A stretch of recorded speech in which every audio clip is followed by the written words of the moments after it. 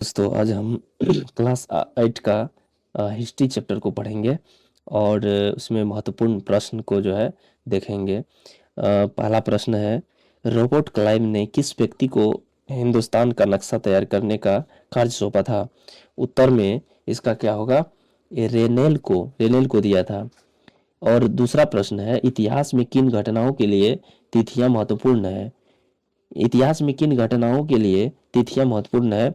तो इसका इतिहास में निम्न घटनाओं के लिए यानी तिथियां महत्वपूर्ण होती है, जैसे राजा को कब ताज पहनाया गया, किस साल उनकी शादी हुई, किस साल उसके घर बच्चा पैदा हुआ, किस साल वह कौन सी लड़ाई लड़ी और कब उसकी मृत्यु हुई, और उसके बाद कौन सा शासक गद्दी पर बैठा।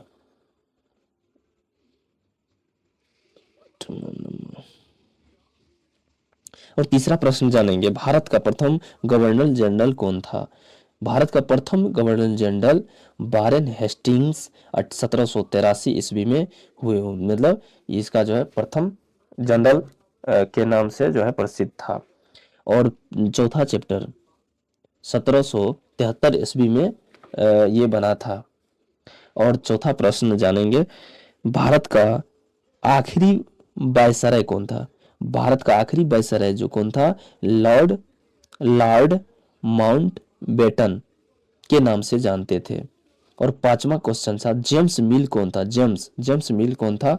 तो इस जेम्स मिल स्कॉटलैंड का एक अर्थशास्त्री और राजनीतिक दार्शनिक था। उसने एक हिस्ट्री ऑफ ब्रिटिश इंडिया नामक एक किताब लिखी थी। और छठा क्वेश्चन जानेंगे, जेम्स मिल ने भारतीय इतिहास को कितने काल में खंडों में बांटा है? जेम्स मिल ने में भारतीय इंडिया को तीन यानी कालखंडों में बांटा है। सबसे पहला हिंदू, उसके बाद दूसरा में मुसलमान और तीसरा में ब्रिटिश।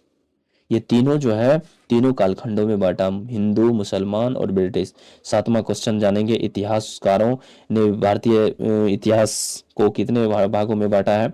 इतिहासकारों ने भारतीय इतिहास को निम्न भागों में बांटा है: प्राचीन भारत, मध्यकालीन भारत, आधुनिक भारत। उसके बाद आठवां प्रश्न जानेंगे, अंग्रेज को क्यों लगता था कि सही तरह शासन चलने के लिए सर्वोच्चन महत्वपूर्ण होते हैं? इसके निम्न कारण है। अंग्रेज का विश्वास था कि किसी देश पर अच्छी तरह शासन चलाने के लिए उसको सही ढंग से जानकारी जरूरी होता है। सर्वेक्षण से धरती की सतह, मिट्टी की गुणवत्ता, पेड़ पौधे, जीव जंतु तथा स्थानीय इतिहास के बारे में जानकारी मिलती है। और तीसरा पॉइंट जानेंगे, इसी कदम में अंग्रेज ने जनगणना शुरू की और कई प्रकार के सर्वेक्षण किए। और अगला हम पॉइंट जानेंगे, अगला क्वेश्चन जानेंगे, अंग्रेज ने सहकारी दस्तावेजों को किस तरह सुरक्षित रखा? तो इसका जो है आंसर होगा, अंग्रेज ने सरकारी दस्तावेजों को संग्रहालय तथा अभिलेखागार बनाकर सुरक्षित रखा। 10वां क्वेश्चन पढ़ेंगे, भारत में नक्शा बनाने का विभाग कौन सा है? तो सर्वे ऑफ इंडिया को हाथों में दिया था। और 11वां प्रश्न हम जानेंगे, सर्वे ऑफ इंडिया की स्थापना कब और किस शासन में हुई? उत्तर इसका होगा, सर्वे ऑफ इंडिया की स्थापना सन 1803 ईस्वी में ब्रिटिश शासन में हुई थी। और 12 प्रश्न जानेंगे, 12वीं प्रश्न जानेंगे, सर्वे ऑफ इंडिया का मुख्यालय कहाँ है? तो सर्वे ऑफ इंडिया का मुख्यालय देहरादून में है। और अगला पॉइंट को देखेंगे, मुगल साम्राज्य का अंतिम बादशाह कौन था? मुगल साम्राज्य का अंतिम बादशाह बहादुर शाह जफर के नाम से जानते थे। और 14वां जो है प्रश्न हम जानेंगे, जनगणना किसे कहते हैं?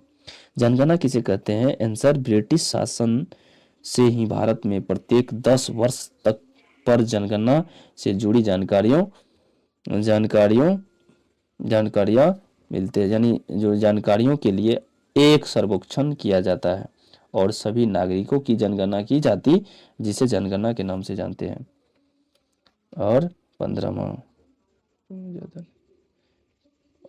15वां क्वेश्चन है, पश्चिम में आधुनिक युग को कैसा युग माना जाता है?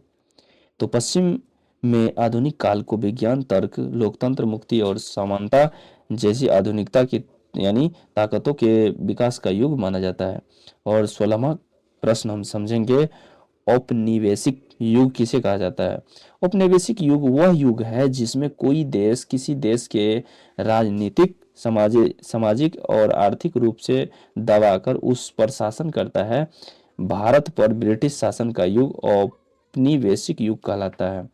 और 17वां प्रश्न जानेंगे, औपनिवेशिक किसे कहते हैं। औपनिवेशिकरण किसे कहते हैं, जब एक देश पर दूसरे देश के दबदबे से इस तरह के राजनीतिक, आर्थिक, सामाजिक और सांस्कृतिक बदलाव आते हैं तो इस प्रक्रिया को औपनिवेशीकरण कहा जाता है।